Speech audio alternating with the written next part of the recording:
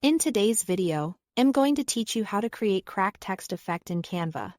We'll build a bold broken letter look, using simple graphics and smart layering. And by the end, you'll have a clean, convincing effect you can reuse for posters, thumbnails, or social posts. Start by opening a blank design and setting a solid background color. Pick any size that fits your project, but keep the background a single, flat color.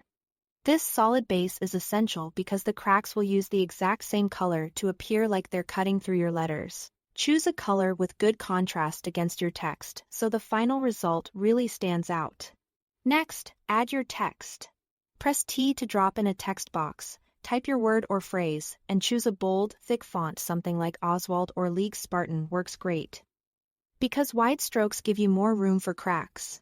Scale the text up so it dominates the canvas, and consider tightening or loosening letter spacing slightly to create pleasing gaps where the cracks will pass through. Keep it readable. Clarity makes the effect more believable.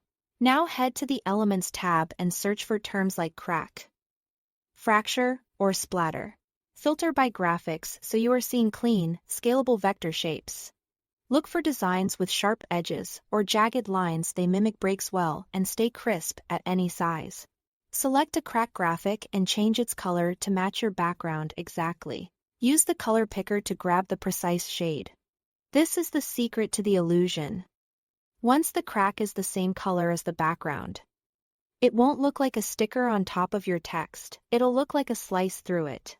Drag the crack over your text and start shaping the effect. Rotate and resize it so the line travels across thick parts of the letters.